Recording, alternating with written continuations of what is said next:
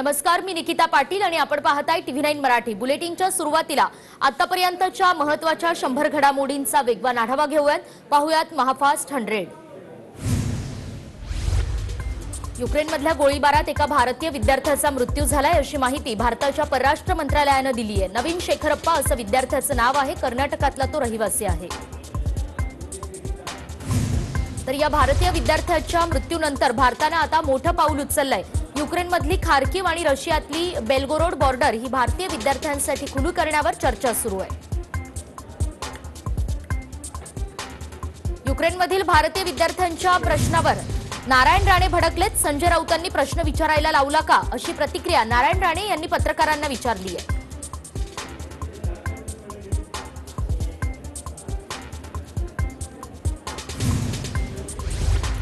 कीवमधील भारतीयांसाठी मोठा अलर्ट जारी करण्यात आलाय। भारतीयांनी आजच्या आज कीव सोडा असे आदेश भारतीय दूतावासाने दिले।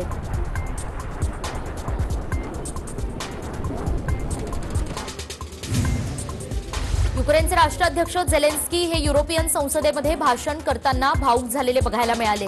रशिया हा दहशतवादी देश असल्याचं त्यांनी यावेळी म्हटलंय। रशियाचे राष्ट्राध्यक्ष पुतीन आणि युक्रेनचे झेलेन्स्की यांच्यातल्या चर्चेबाबत रशियाच्या राष्ट्राध्यक्ष कार्यालयाकडून स्पष्टीकरण देण्यात आलंय। पुतीन आणि झेलेन्स्कींमध्ये कोणत्याही चर्चेचा प्लॅन नाहीये असं सांगण्यात आलंय। युद्धाच्या 6व्या दिवशी रशियानं युक्रेनवर आक्रमक हल्ले सुरूच ठेवलेत। कीव आणि खार्किव शहरावर मिसाईल हल्ल्यांचा भडीमार रशियाकडून करण्यात येतोय।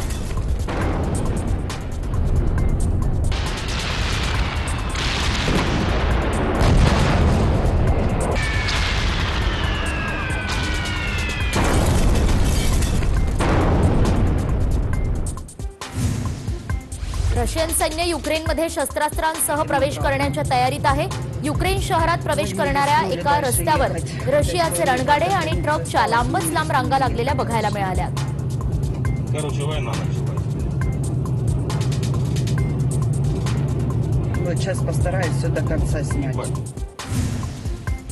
तर युक्रेनच्या खेर्सन शहरामध्ये रशियन सैन्यानं मोठ्या संख्येनं प्रवेश केलाय। खेर्सन शहराच्या उत्तरेकडच्या भागावर रशियन सैनिकांनी ताबा मिळवलाय।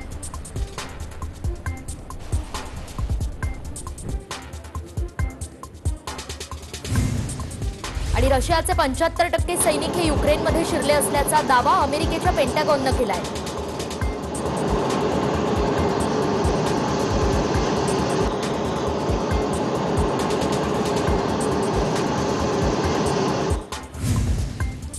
देशाच्या संरक्षणासाठी युक्रेनचे नागरिक हातात शस्त्र घेत युद्धात उतरलेत। देशाला वाचवण्यासाठी शेवटच्या श्वासापर्यंत लढणार असल्याचं या नागरिकांनी सांगितलंय। रशियन सैन्याशी दोन हात करण्यासाठी युक्रेनियन नागरिक आता तयारीला लागले।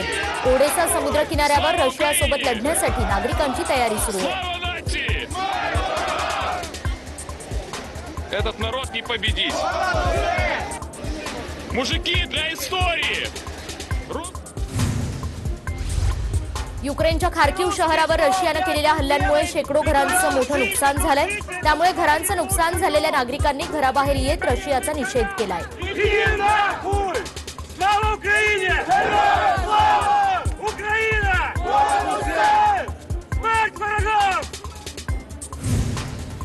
आणि युक्रेनच्या कीव शहरात प्रवेश करणारे रशियाचे हेलिकॉप्टर युक्रेन सैन्यानं नष्ट केलेत। या हेलिकॉप्टरवर हल्ला केल्याची दृश्य कॅमेऱ्यामध्ये कैद झाली आहेत।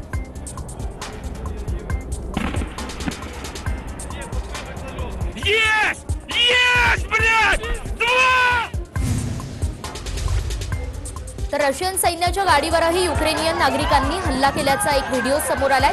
यावेळी युक्रेनियन नागरिकांना रशियन सैन्याच्या गाडीवर चढून झेंडा दाखवत त्यांनी निषेध केलाय।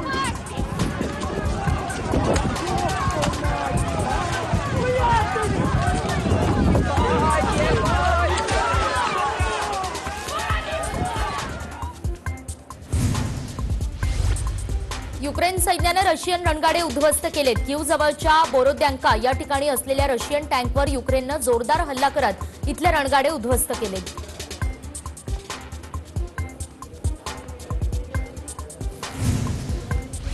युक्रेनच्या खार्किव शहरात शिरलेल्या रशियन सैनिकांनी शरणागती पत्करल्याचा दावा युक्रेनने केलाय।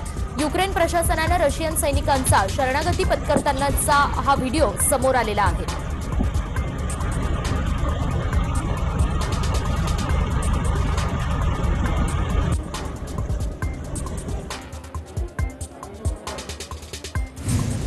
आणि युक्रेनच्या नागरिकांकडून रशियाच्या रणगाड्यांचा ताफा अडवण्याचा प्रयत्न झालाय। युक्रेनच्या चेर्निहाइव शहरात राष्ट्रगीत गात नागरिकांनी रशियाचा ताफा अडवलाय।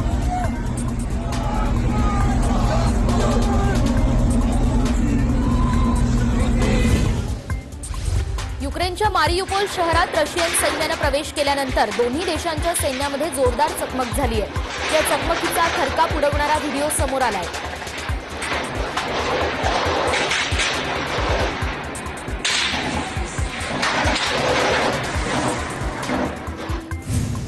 तर रशियाकडून युक्रेनच्या कीवमध्ये जोरदार हवाई हल्ले सुरू आहेत। कीवमधल्या इमारतींवर एकामागोमाग एक हवाई हल्ले सुरूच आहेत आणि या हल्ल्यांचा व्हिडिओही समोर आलेला आहे।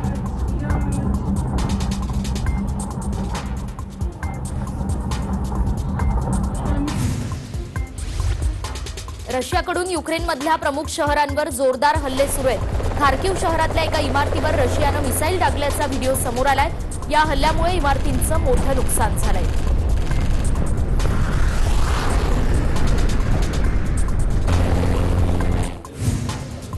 तर रशियन सैनिकांनी युक्रेनच्या खेर्सन शहरावर जोरदार हल्ला केलाय। या हल्ल्यात खेर्सन शहरातला पाणीपुरवठा केंद्र उद्ध्वस्त झालंय।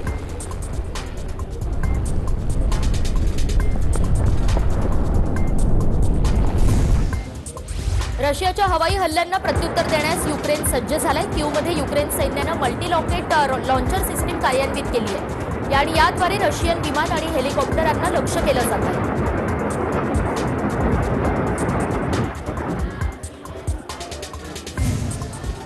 रशियन सैन्यानं केलेल्या हल्ल्यामुळे युक्रेनमधलं बुचा शहर बेचिराख झालंय। या ठिकाणी इमारतींसह अनेक घरांचं मोठं नुकसान झालंय।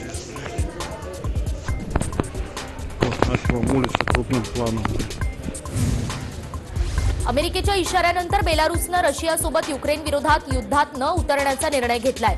युद्धात सहभागी झाल्यास बेलारूसला गंभीर परिणाम भोगावे लागतील असा इशारा अमेरिकेचे राष्ट्राध्यक्ष जो बायडेन यांनी दिला होता।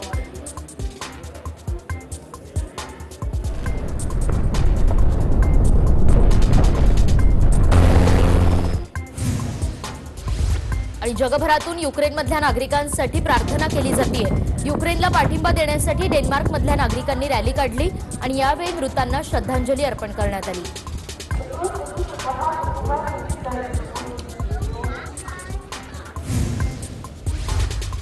युक्रेनमधील सैन्य कारवाईवरून पुतीन नाराज असल्याचा दावा अमेरिकेनं केलाय आणि त्यामुळे पुतीन युक्रेन विरोधातील कारवाई वाढवण्याचे आदेश देण्याची शक्यता असल्याचा दावाही अमेरिकेनं केलाय। तर युक्रेनवर आता चारही बाजूने हल्ला करण्याची तयारी रशियानं सुरू केली आहे। युक्रेनच्या मारियुपोल शहराकडे रशियन हेलिकॉप्टर KA-52 रवाना झाले आहेत।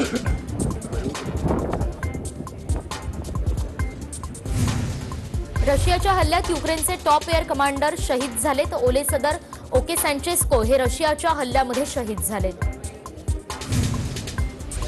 आणि रशियाचे राष्ट्रपती पुतीन हे रशियन सैन्यावर नाराज असल्याचा खुलासा अमेरिकेच्या इंटेलिजन्स टीमनं केलाय। रशियन सैन्याच्या बैठकीत पुतीन यांनी नाराजी व्यक्त केल्याचं समोर आलंय। युक्रेनला पाठिंबा देत आता गुगलनं सुद्धा रशियाला कोंडीत पकडण्याचा प्रयत्न केलाय। RT हे रशियन युट्यूबवरनं ब्लॉक करण्यात आलंय, तसंच स्पुतनिक हे रशियन रेडिओ चॅनेलही ब्लॉक करण्यात आलंय। आणि युक्रेनकडून रशियाच्या वाहनांवर जोरदार हल्ला करण्यात आलाय। खार्किवमध्ये युक्रेननं रशियन वाहनं उद्ध्वस्त केली आहेत। युक्रेन सैन्याकडून रशियाला प्रत्युत्तर देण्यात आलंय। кто придет на нашу Харьковскую землю. अमेरिकेचे राष्ट्राध्यक्ष जो बायडेन यांनी न्यूक्लिअर कमांडला हाय अलर्टवर राहण्याचे आदेश दिलेत। आम्ही युरोपच संपूर्ण रक्षण करणार आणि प्रत्येक हल्ल्याला जोरदार प्रत्युत्तर देणार असा इशारा बायडेन यांनी दिलाय। तर युक्रेनच्या राजदूत ओक्साना मार्कोवा यांनी एक धक्कादायक दावा केलाय। त्यांनी असं म्हटलंय की रशियानं सोमवारी व्हॅक्यूम बॉम्बचा वापर केला, ज्यावर जिनिव्हा करारानुसार बंदी घालण्यात आली आहे।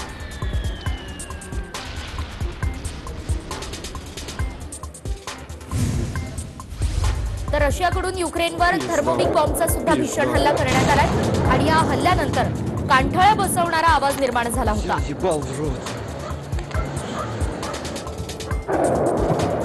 Пизда, пизда. आणि रशियाकडून होणाऱ्या या हल्ल्यांच्या भीतीपोटी आतापर्यंत तब्बल 5 लाख नागरिकांनी युक्रेन सोडलंय.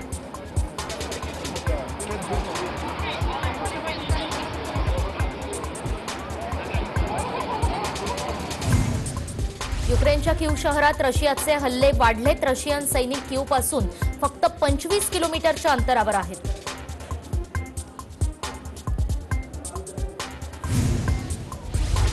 तर खार्किवमधल्या शासकीय इमारतींवर आणि नागरी वस्तीवर भीषण हल्ला झालाय. या हल्ल्यामुळे नागरिकांमध्ये भीतीचं वातावरण आहे.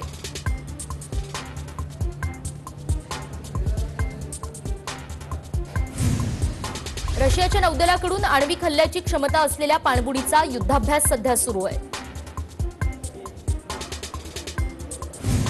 युक्रेनकडूनही रशियाला सडेतोड उत्तर दिलं जातं. युक्रेनच्या वायुदलानं रशियन सैन्याचे 3 लष्करी वाहनं नष्ट केली आहेत.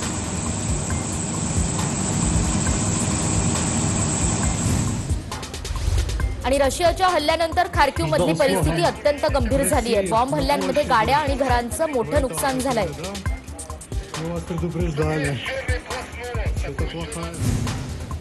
नाटोचे सरचिटणीस जेन्स स्टोलनबर्ग यांनी जो बायडेन यांच्यासह जगभरातल्या प्रमुख नेत्यांशी कॉन्फरन्स कॉलद्वारे चर्चा केली आहे. युद्धाच्या पार्श्वभूमीवर त्यांनी 8 देशांच्या प्रमुखांशी संवाद साधलाय. अंतराळात आंतरराष्ट्रीय केंद्र स्थापन करण्यासाठी नासा आता एकट्यानं आपली मोहीम वाढवणार आहे. मिळालेल्या माहितीनुसार रशियाच्या मदतीशिवाय ISSची स्थापना करण्यासाठी नासाकडूनही तयारी सुरू करण्यात आली आहे.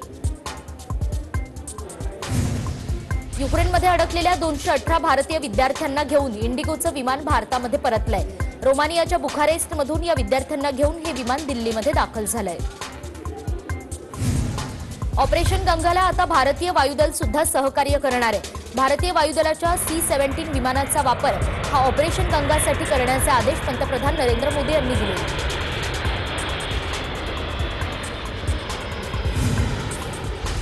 युक्रेनमध्ये अडकलेल्या 218 भारतीय विद्यार्थ्यांना घेऊन इंडिगोचं विमान हे भारतामध्ये परतलंय.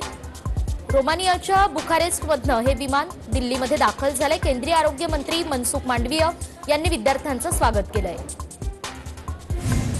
तर युक्रेनवरून आतापर्यंत 2012 भारतीय मायदेशी परतल्याची माहिती परराष्ट्र मंत्रालयानं दिली आहे. ऑपरेशन गंगा अंतर्गत युक्रेनमध्ये अडकलेल्या भारतीयांना मायदेशी परत आणलं जात आहे.